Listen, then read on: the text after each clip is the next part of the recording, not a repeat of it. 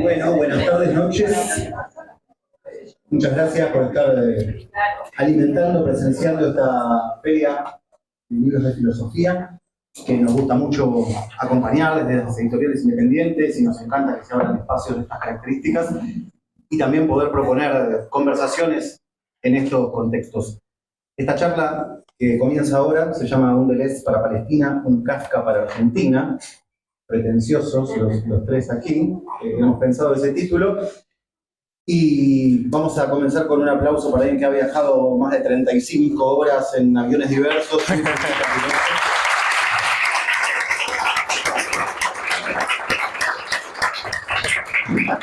El japonés más argentino que hemos logrado.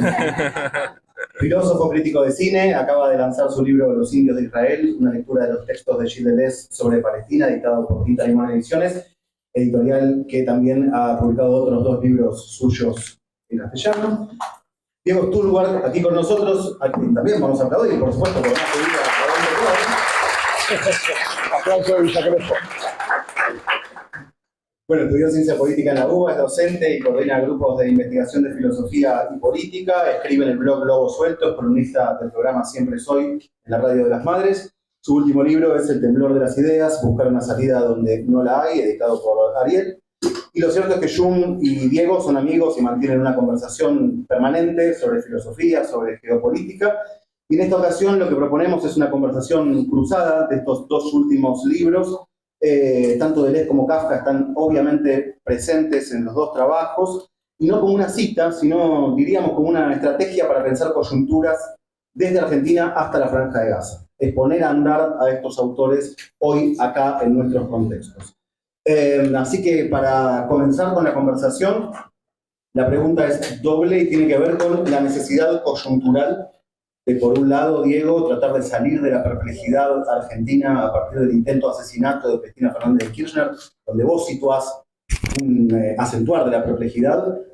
¿Cuándo aparece Kafka ahí con una estrategia? ¿Por qué Kafka? Sobre todo, y esto lo hemos conversado en las previas, cuando hay un lugar común con Kafka, que es que decimos que lo kafkiano es lo burocrático, ¿no? Rápidamente aparece esta idea de, estoy en una cola muy larga en el supermercado, y decimos que es kafkiano. Y Diego va a otro Kafka, que es un poco más hondo. Así que, por un lado, ¿por qué a Kafka para esta coyuntura nuestra? Y esa pregunta la extiendo también a Jung después para pensar por qué Deleuze ante el genocidio en la Franja de Gaza.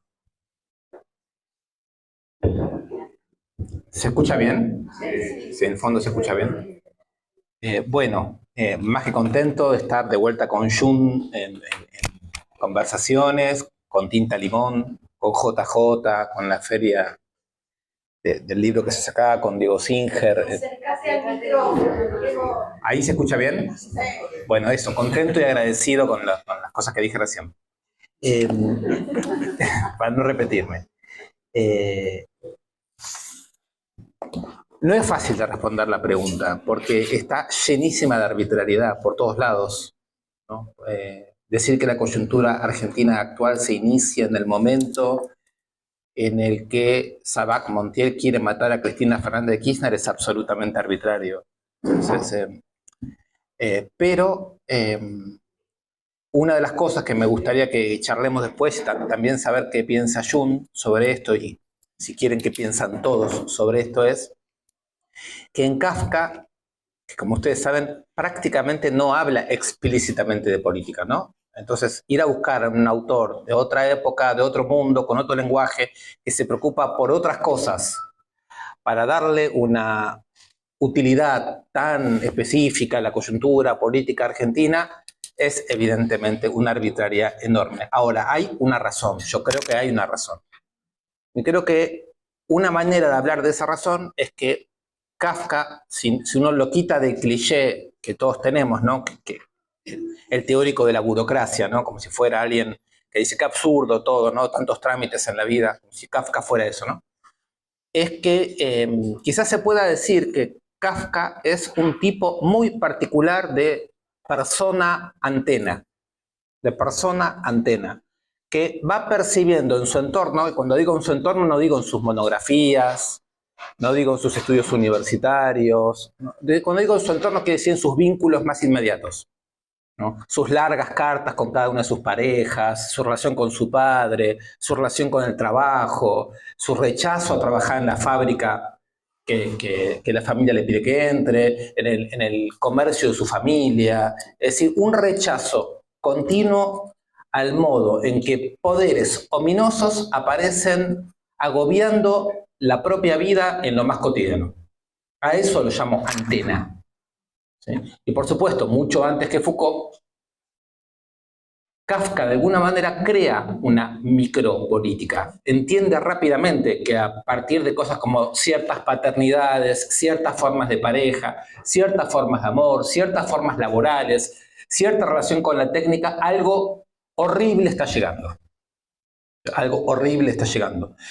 Esa antena es la que a mí me parece que se hizo muy evidente que nosotros necesitamos un poco desarrollar. Y creo que el momento en donde Sabac Montiel intenta matar a Cristina, pero más específicamente el día después, en las marchas que se hicieron, la desorientación política, la desorientación total, que ya ahora vemos con perspectiva a dónde llevó esa desorientación total, ¿no? Me parece que mostró bastante rápido que los mapas y discursos que se suponían que servían para resistir, para aguantar, para no sé qué, no sirvieron. No sirvieron, no sirven. Y entonces, convertirnos un poco nosotros también en personas que tenemos esas antenas que nos permiten empezar a entender desde lo elemental de qué se trata este momento, de qué se trata este capitalismo, de qué se trata esta forma de fascismo, tratar de entender por nosotros mismos y buscar las palabras para poder decirlo y empezar a armar una conversación pública sobre lo que nos está ocurriendo, a mi modo de ver, tiene en Kafka un gran maestro, un gran referente, un gran inspirador. Entonces, esa es la arbitraria respuesta de por qué Kafka para esa coyuntura. Sí, entonces, ¿por qué la necesidad? Muchas gracias por la invitación hoy. Yo tengo que decir eso. Entonces voy a entrar en materia. Yo creo que ¿por qué Deleuze y Félix Guattari hoy, no? ¿Por qué? Porque es una palabra de Deleuze y Félix Guattari son muy conocidos por su concepto de devenir. Tal vez que después voy a desarrollar un poco de manera más detallada sobre este concepto. ¿Por qué? Porque este concepto, incluso cuando él no habla de este concepto de manera literal, pero yo puedo leer el concepto de devenir en su libro también. Es por eso que tal vez que podemos regresar a los aspectos más detallados, pero en todo caso, para volver a devenir, entonces, devenir es el concepto más conocido de Deleuze y Félix Guattari. ¿Por qué devenir tiene ahora una necesidad conjuntural, sobre todo en el marco de la cuestión israelí? Es precisamente porque el devenir palestino de los judíos, de los israelíes, es la única solución posible para la cuestión israelí. Entonces, sí, devenir durante muchos años es un concepto puramente filosófico, puramente metafísico, etcétera, devenir, pero antes tenemos que reivindicar derechos, etcétera, la independencia, autodeterminación, etcétera. Sí, pero esto es la historia, pero devenir es un poco siempre una especie de lujo con respecto a las revoluciones, etcétera. Pero finalmente, cuando vemos un poco lo que está pasando en Palestina o en Israel, de hecho, yo creo que el devenir palestino, devenir gitano, vamos a ver lo cual, pero en todo caso, el devenir de los israelíes es el único camino de solución para la cuestión israelí. Es muy seguro. Es por eso que yo creo que tenemos la necesidad coyuntural para nuestra lectura de Gilles Deleuze y Félix Guattari. Es un punto. Y otro punto es que yo puedo... Puedes hablar de tu libro. Okay. Entonces, es para... Pero otro punto es que yo tengo 3 capítulos, pero uno capítulo dedicado a la lectura de los textos que Gilles Deleuze solo escribió sobre la situación palestina desde 1978 hasta 1991.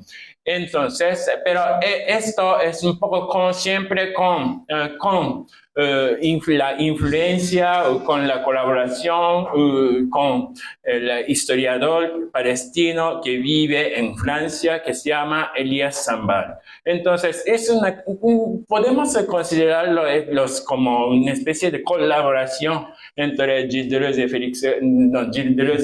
y Elias Sambal y sus compañeros de la revista que se llama Revue d'études palestiniennes.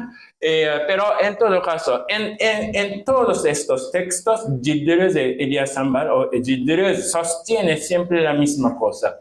Pero esto es un poco así la cuestión del capitalismo. Gilles Deleuze dice que el capitalismo tiene siempre 2 alternativas.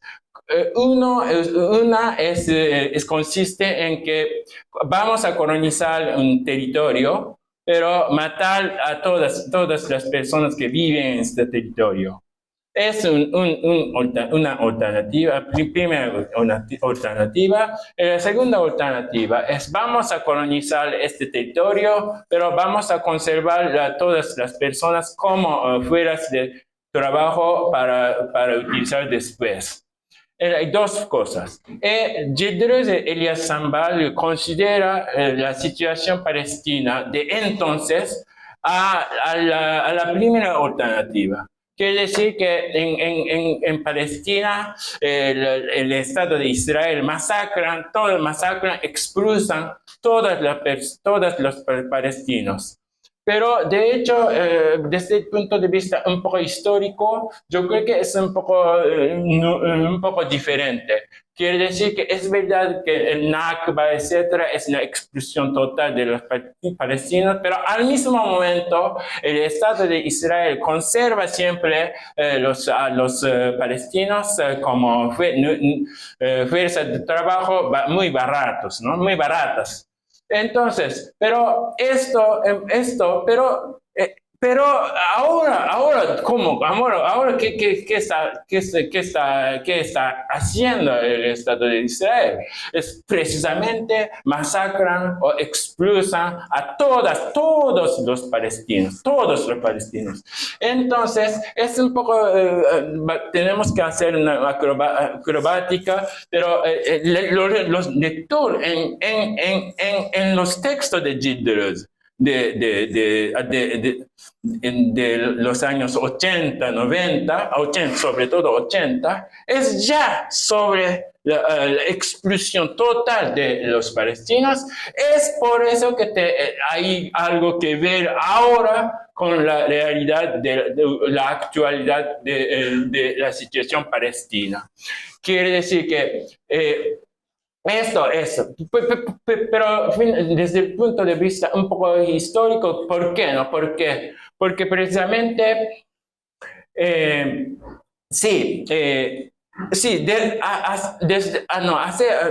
durante muchos años, de hecho, el Estado de Israel capitalista necesitaba siempre las fuerzas de trabajo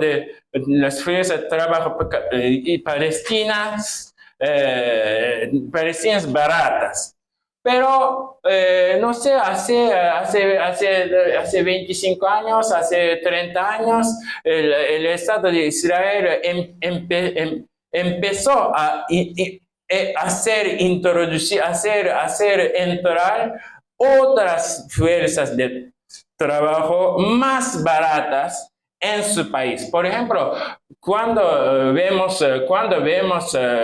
las personas como rehenes de las milicias palestinas en 2023, las personas matadas por las milicias palestinas, hay tailandés, filipinos, etcétera. Todos vinieron para trabajar sobre todo en las vueltas en Israel. Entonces, esto quiere decir que, de hecho, ya el Estado de Israel capitalista no necesita mantener las fuerzas de trabajo palestinas. E incluso cuando las fuerzas de trabajo se ponen fuera de la necesidad capitalista, siempre se vuelven políticamente muy peligrosos. Entonces vamos a matar todas las fuerzas de trabajo excedentes. Es un poco lo que está, a mi juicio, es lo que está pasando en Palestina. Y yo creo que, pero es curioso, pero en todo caso, en los textos de los años 80, principalmente de Gilles Deleuze, en colaboración con Elias Sambar, ya escribieron esta situación. Es por eso que hay algo que leer ahora. Es un poco dos cosas, yo creo que la necesidad conjuntural. Bueno, ya que Jung nos dejó en este puerto, que en la previa habíamos previsto para más adelante, pero me parece que nos tenemos que quedar acá, Diego, no sé si estás de acuerdo, Sí. porque hay muchos conceptos interesantísimos en ambos libros, pero que están en los libros. Entonces, debatimos mucho en torno a dónde llevar esta conversación hoy, que no sea meramente un repaso de contenidos que pueden encontrar en los libros. Quizás pasemos por esos lugares, que son muy bellos también y muy necesarios, pero me parece que en este modelo de colonización que Jung nos deja en su primer análisis, es donde nos podemos quedar ahora.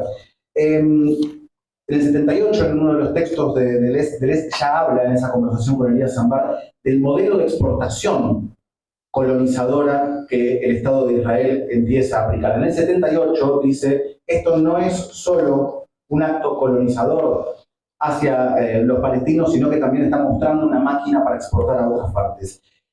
Recién Jung habló de dos modelos, Diego, de colonización, ¿no? Sería la de la masacre absoluta o la de la colonización conservando al colonizado. Y vos citabas hace un rato afuera algo que te pido que recuperemos, que es un tercer modelo, te lo dejo desarrollar. Sí. Bueno, quizás también pasa que el tema argentino se vuelve un poco chiquitito ante la magnitud del genocidio que está ocurriendo en Palestina, y entonces me doy cuenta que es un tema bastante más grave, ¿no? No tanto porque sea más importante lo que pasa en otro lado, sino porque en este caso lo que pasa en otro lado puede determinar más lo que pasa acá que aquello que solemos charlar cuando hablamos de lo que pasa acá. Entonces, siguiendo un poco con esa preocupación, después del 7 de octubre del 2023, surgieron una cantidad de investigaciones bastante importantes sobre qué es lo que está ocurriendo en esa zona. Hay un libro de Anthony Lowenstein, yo no sé si será, si les será un libro de referencia, se llama El Laboratorio Palestino. Él es un investigador australiano. El libro de él vale muchísimo la pena, es uno de los tantos, no está dentro de una serie de libros mucho más amplios que vale la pena leer sobre el tema, dos de los cuales son de tinta limón, ¿no? Libros de referencia, el libro de Bifo sobre Palestina, que es, a mi modo de ver, es el primero, en el sentido, no el primero en el sentido de que no se haya escrito algo antes, sino que es el primero que afronta todos los temas con una valentía y una agudeza fundamentales, ¿no? Y después el libro de Peter Paul-Pelbar y el otro autor, Ben Silahor, sobre el etnocentrismo judío, que es un libro maravilloso. Pero el que les quería comentar es el de Anthony Lowenstein. Lo que él muestra es que lo que está ocurriendo en Palestina, de manera complementaria a a las dos vías que Jung recién señalaba, ¿no? La expulsión, genocidio-expulsión, como una de las políticas, la otra, la prioritarización, ¿no? Conseguir fuerza de trabajo barata. Hay una tercera que Lowenstein comenta y que a mí me parece que a nosotros nos corresponde tomarla muy en cuenta, y que es la exportación de saberes de la ocupación, que no es exactamente prioritarización y no es exactamente expulsión. Es la conversión de un espacio especialmente diseñado para contener una población no deseada y probar en esa población tecnologías de vigilancia, tecnologías de control, formas de bioinformación, que luego se convierten en saberes, en tecnologías, en armas, que se venden a muy buen precio a todos los estados del mundo. A todos los estados del mundo. A los del Golfo Pérsico, a China, a India, a México, a Estados Unidos, a los países de Europa, porque son tecnologías sobre cómo tratar fronteras, cómo tratar poblaciones indeseadas, poblaciones musulmanas en China, poblaciones cachemira, en fin. Fronteras México-Estados Unidos, fronteras europeas. Es una enorme línea de acumulación de capital en la que Israel va a la vanguardia y que depende de este sello de certificado que le ponen a esos dispositivos, que es probado en Gaza, probado en Palestina, ¿no? Entonces, quería señalar este punto porque frente a Palestina hay una primera reacción muy clara que es Palestina libre o solidaria con Palestina, y quizás poblacionalmente, por lo menos en el sur del mundo, estos últimos años ese fenómeno creció. La sensibilidad, el conocimiento, la solidaridad, la movilización. Pero del otro lado, prácticamente no hay estado importante en el mundo que no considere a Israel un estado fundamental.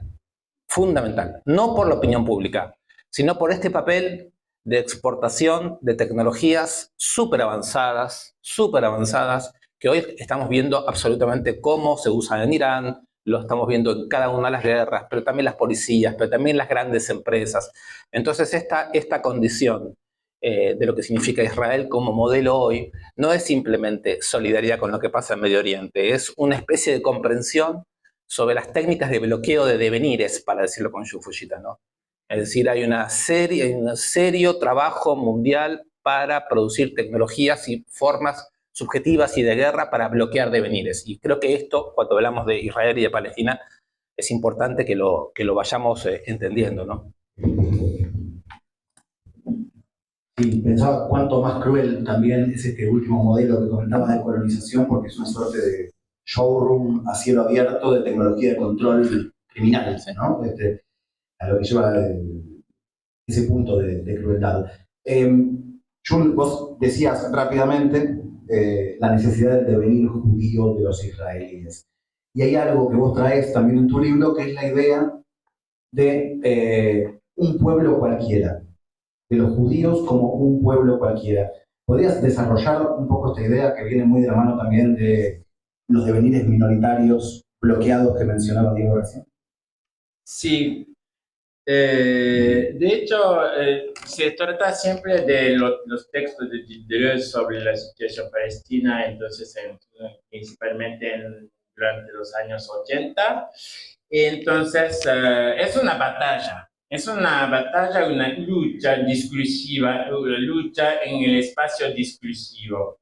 Pero ¿quién? ¿Contra quién? Porque precisamente el Estado de Israel también lleva a cabo su lucha discursiva, diciendo que el Estado de Israel, entonces, el Estado de Israel se presenta a sí mismo como un Estado fuera de la norma.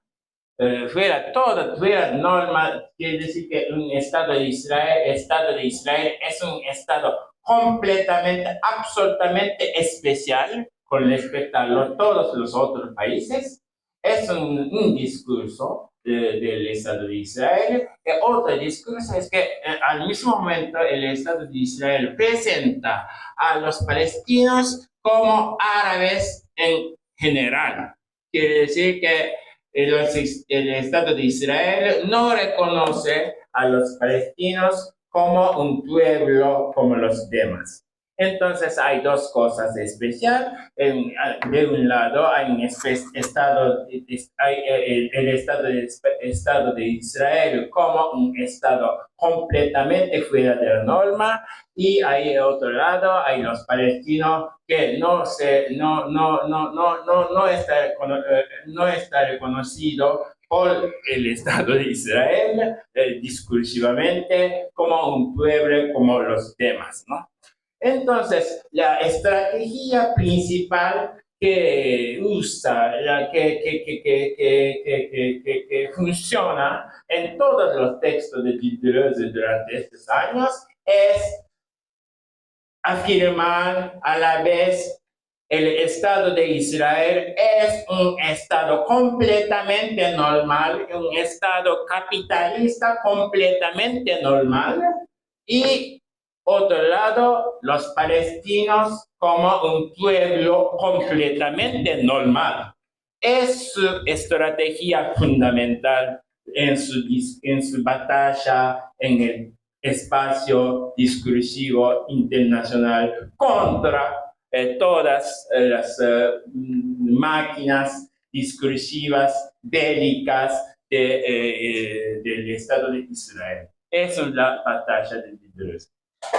Diego, voy a volver a Kafka un segundo porque me interesa recuperar el escribir en alemán de Kafka, algo que está en los libros de ambos, ¿no? La idea de escribir en un alemán, judíos escribiendo en alemán, pervirtiendo el alemán, haciendo jerga del alemán, jugando con ese alemán, y no eligiendo ni el hebreo ni el yiddish, ¿no? Ese lugar de estar construyendo el espacio de un judaísmo no sionista ya en ese momento.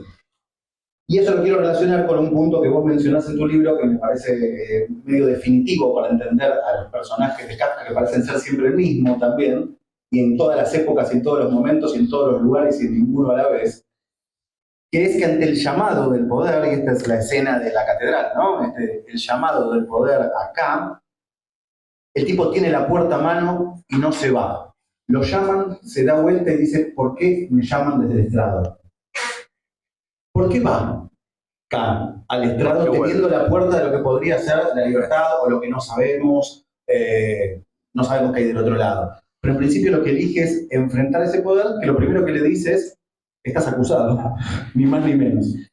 Te planteo esta escena de la catedral porque me parece que también hace las discusiones contemporáneas ante el panorama que los dos vienen pintando, empiezan a aparecer estas ideas en torno a la deserción, que podría ser, por ejemplo, yo voy a la puerta, ¿no?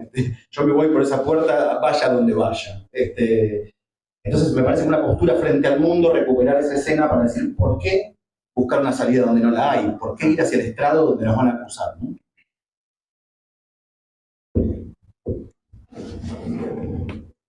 El libro de Jung es fantástico, es buenísimo. Y todo lo que Diego preguntaba sobre el yiddish y eso, yo creo que el hebreo, supongo que Jung lo va a tomar. Me meto con lo de Kafka al principio. ¿Se acuerdan? En El Proceso, el libro El Proceso, tiene un último capítulo que se llama En la Catedral. El personaje central es Joseph K., que un día a la mañana se despierta y hay dos señores en su habitación que no tienen uniforme, no tienen documentos, y le dicen, usted está detenido. Bueno, entre otras cosas, K dice ahí, es increíble que esto pase en pleno Estado de Derecho. La sorpresa, ¿no?, de que esto ocurra en Estado de Derecho parece que no prescribe, digamos, ¿no? Se nos repite semana tras semana en todos lados. A partir de esa situación, una de las maneras de leer el libro es fijarse en el hecho de que la ley es incognoscible, no se entiende nunca que la ley, cómo está actuando la ley, porque no se conoce al tribunal, no se sabe de qué lo acusan, no se sabe de qué depende su defensa. En algún momento K evalúa lo siguiente, dice, bueno, me voy a defender yo mismo, porque los abogados hablan todos entre ellos, buscan siempre acomodarse, me voy a defender yo mismo. Pero claro, ¿defenderme de qué? Si no sé qué es lo que se me está acusando. Entonces yo debería tomar mi vida entera, contarla toda entera, justificarla toda entera, y justificarla desde todos los puntos posibles de donde podría venirme una acusación. Pero claro, sería un libro infinito. Me pongo a escribir hoy, no lo termino más. Una manera de pensar esto, ¿no?, es que el estar sometido a juicio es una posición fundamental respecto de la cual Kafka está tratando de pensar algo. Una vez que uno está sometido a juicio, la defensa es infinita e imposible, ¿no? Entonces, cuando toda la primera parte del libro, saben que los libros, las novelas de Kafka no son muy confiables en el sentido de su estructura, porque son todos libros inconclusos que su amigo Max Brod organizó con algún criterio, y hoy los conocemos más o menos con ese criterio, pero suponiendo que ese criterio, dado que lo leemos, es el válido, hasta esta escena que es en la catedral, K está buscando defenderse, o está buscando rebelarse, o está tratando de entender por qué la relación con la ley no es racional, en el sentido que uno le pide a la ley, ¿no? Como hoy le pedimos a los analistas que nos expliquen por qué Estados Unidos hace lo que está haciendo, cuál es su estrategia, qué quiere Trump, qué quiere Milei, ¿no? Estos locos, ¿tienen lógica?, ¿no? Esa manera de preguntar. En Kafka está muy anticipada. Tu deseo de racionalidad no coincide nunca con la lógica del poder ni con la lógica de la ley. Hay una parte que nunca se va a entender. Es decir, pedirle demasiada racionalidad a una escena de dominación es un problema, es un imposible. La escena de la catedral que Diego cita, K se está yendo y el sacerdote lo llama y le grita K. Y entonces K dice, si yo acá camino un poquito más, llego a la puerta. Pero si paro y me doy vuelta, quedo capturado. Y vuelvo a escuchar K y se da vuelta por curiosidad. Se da vuelta porque, en definitiva, todos queremos pertenecer a una tierra, todos queremos ser inocentes en una ley, todos queremos que se nos diga, sos inocente, no te preocupes, ¿no? ¿Sí? Así, porque la ley tiene también un elemento sumamente relevante y atractivo para todos nosotros, y entonces el propio Kafka se pregunta todo el tiempo, él no quiere estar al margen de la ley, el personaje del castillo quiere entrar, quiere ser reconocido, quiere poder vivir en el pueblo, quiere... Entonces, son las vueltas, ¿no?, que cualquier situación de sometimiento o liberación sí o sí tiene que eludir. Es el problema de Kafka ante la ley, ¿no? El personaje ante la ley. El campesino quiere entrar, no se anima a entrar. La puerta es para él, pero no entra. Es un problema que se lo puede leer, como todo Kafka, en varios niveles. Uno primero es, hasta que uno no resuelva cierta dimensión del deseo y subjetivo personal, queda inhabilitado para otros desafíos. O también podría ser decir que en ese cuento el campesino se está preguntando ¿dónde están los otros? ¿Dónde están los restos de los campesinos? ¿Por qué estoy yo solo? ¿Por qué la puerta es solo para mí? ¿Dónde está el pueblo? ¿Dónde está la política? ¿No? Siempre a Kafka lo podemos leer de muchas maneras. El retorno de Kafka es un poco el final, donde se empieza a quebrar el personaje, pero termino el punto central que Diego me está preguntando, que es lo siguiente. Por lo general, la mayor cantidad de veces posible, los personajes de las novelas de Kafka saben que están sometidos a una situación imposible, saben que no tienen lucidez, que no están percibiendo claramente la situación, que se les escapa la información elemental, no tienen, digamos, lo voy a decir como se diría en Argentina hoy, no la ven. Son personajes que no la ven y no tienen claridad, no tienen fuerza, no tienen lucidez, pero en general igual buscan. Igual buscan. Buscan aunque no tengan fuerza, buscan aunque no la vean, buscan aunque no tengan claridad, y de ahí me parece que sale un poco la fórmula, ¿no? Buscar una salida porque sabemos que no la hay, no porque tenemos la ilusión de que está a la mano, ¿no? Son Argentinos Juniors. Bueno, futbolísticamente tengo otras asociaciones, pero... Ya en un ratito vamos a abrir a preguntas o comentarios, está bueno darnos el tiempo para eso en un encuentro como este.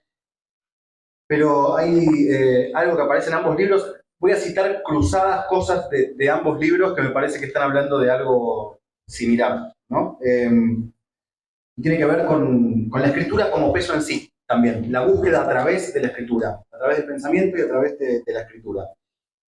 Hay un momento que se habla de el poder ver chispas de incendios futuros. No importa en qué libro es, ustedes pueden tratar de adivinar un juego. Chispas de incendios futuros, vislumbrar chispas de incendios futuros. aparece la idea de la conmoción, aparece la idea de sorprender a la realidad, la alucinación, el levantamiento metafísico, a diferencia del levantamiento de resistencia revolucionaria, un levantamiento metafísico.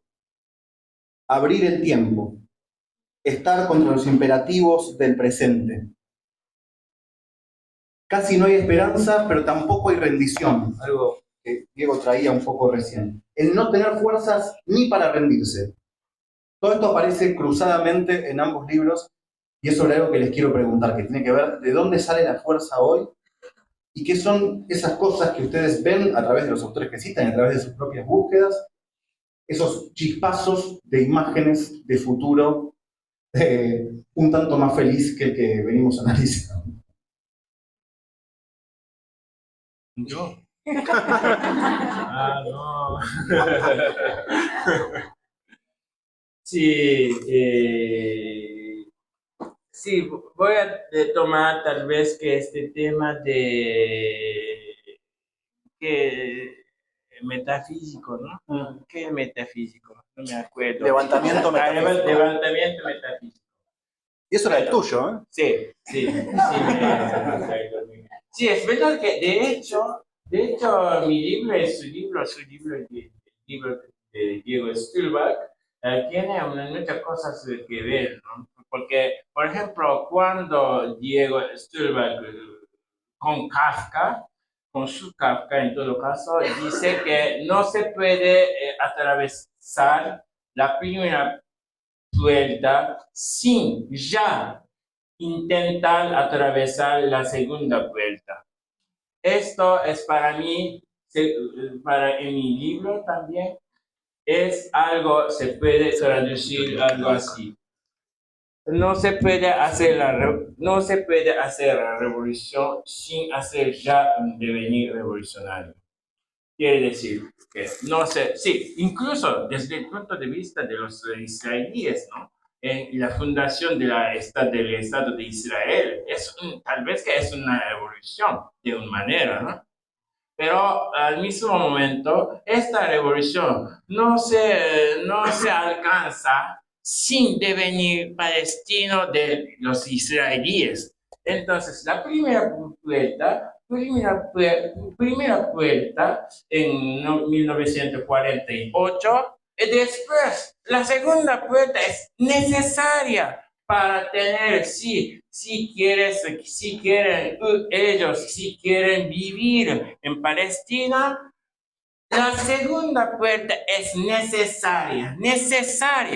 Es por eso que yo digo que el devenir palestino de los israelíes es absolutamente constitutivo de una Palestina democrática por todos. Esto es mi idea, pero es su idea también, de hecho. Y el levantamiento metafísico viene, de hecho, si me acuerdo bien, de Jean Genet, porque Jean Genet es una cosa muy interesante con esto, porque de hecho yo tengo 3 capítulos. Capítulo 1 es sobre los textos de Gilles, capítulo 2 sobre Kafka, o Kafka por una literatura menor de Gilles. No voy a explicar qué es el segundo capítulo, pero mi pregunta fundamental es ¿por qué Kafka en 1975? Porque este libro se publicó en 1975. Pero ¿por qué? ¿No? ¿Por qué? ¿Por qué Kafka? Porque Gilles no va. Porque Gilles se interesa siempre mucho más a Zaha Mazoch, no a Kafka. Entonces es un poco curioso, pero hoy no entro en esta materia. Y la segunda parte, la tercera capítulo es sobre la traición. ¿Qué es la traición?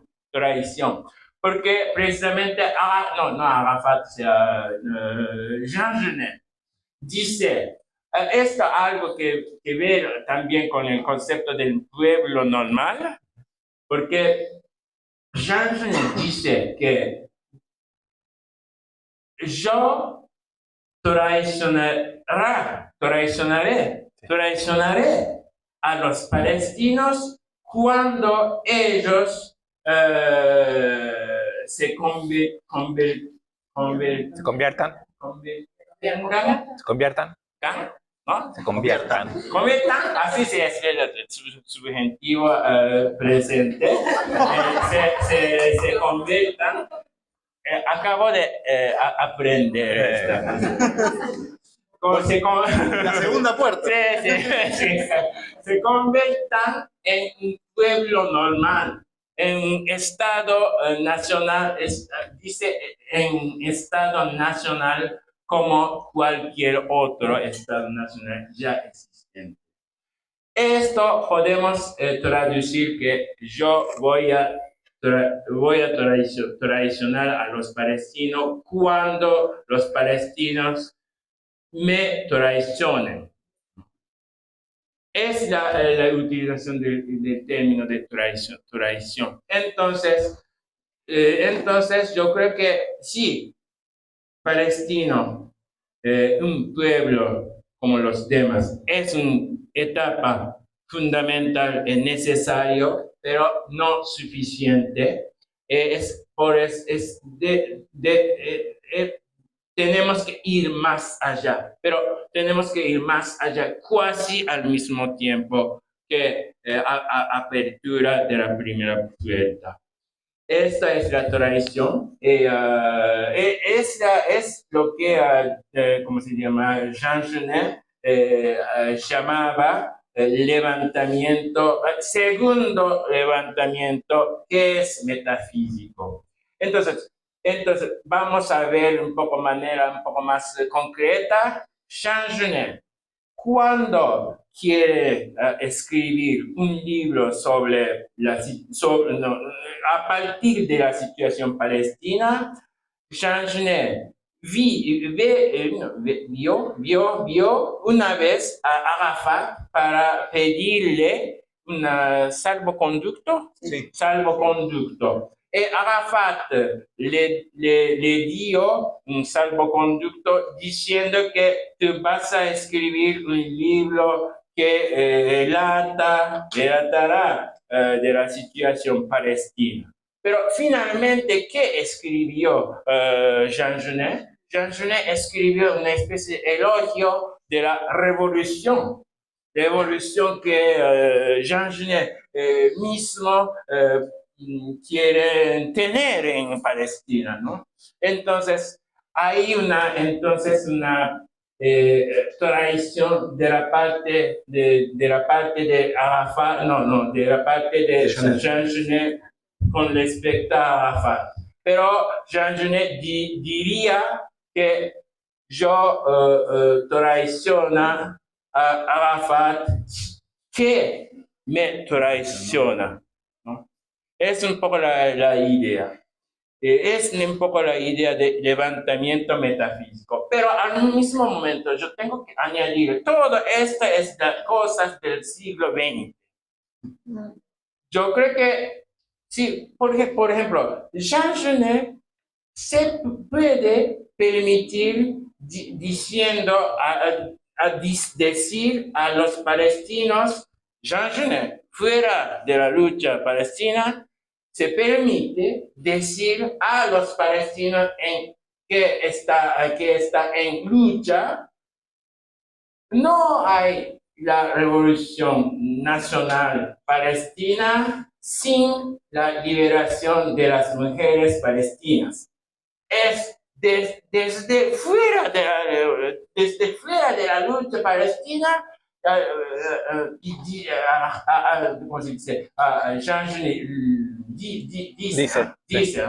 Pero esto, cuando pensamos, por ejemplo, en la consigna de las luchas indígenas en Latinoamérica, como algo como no se puede descolonizar sin despatriarcalizar, ya los indígenas, los afrodescendientes, tenían dentro de su lucha esta consigna que concebido antes por Jean Genet al lado de las luchas por Palestina. Entonces es la diferencia para mí muy grande entre el siglo XX y el siglo XXI. El traidor es el más fiel a la revolución, finalmente. Sería el que está llevando a la revolución a su búsqueda real, diciéndole no te quedes acá. Sí. ¿No? De hecho, Jean Genet en sus obras literarias siempre identifican a las mujeres dentro de la lucha, Argelia, etcétera, como traicionadoras, ¿no? Traicionadoras internas, ¿no? Traicioneras. Traicioneras. Traidoras. Traicioneras internas que piden desde dentro de hacer un esfuerzo más a las personas, los compañeros ya están luchando.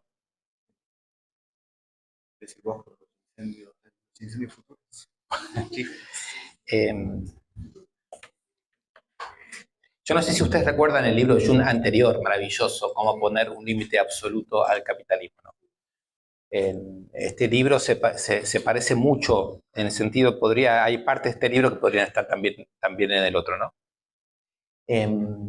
La pasión que tiene Jung por Deleuze y el tipo de Deleuze sospechosamente compatible con Marx de Jung, a mí me parece un instrumento teórico fundamental.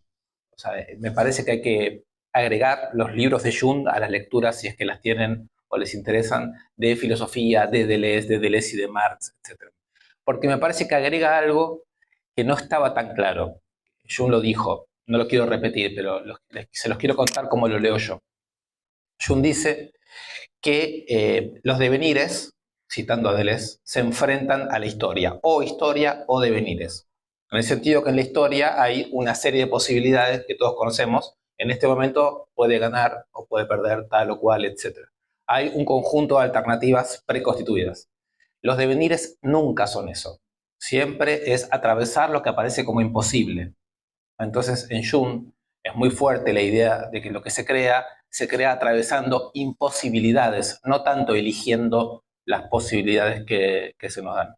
Pero el trabajo teórico creo que consiste en lo siguiente, en mostrar que cuando Deleuze habla de devenires, no está haciendo poesía bonita, no está simplemente definiendo un concepto que tiene un lugar entre los conceptos en la filosofía, sino que en su propia época está detectando cuáles son los problemas cuyos devenires están bloqueados.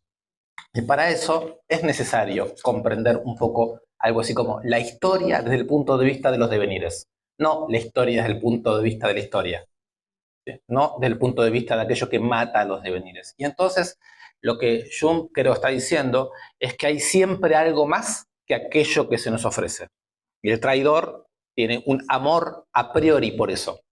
Por eso es un traidor, porque mientras todos pelean por un interés determinado, siempre hay alguien que está dispuesto a traicionarlo todo porque está esperando más, está buscando los posibles que se nos cerraron.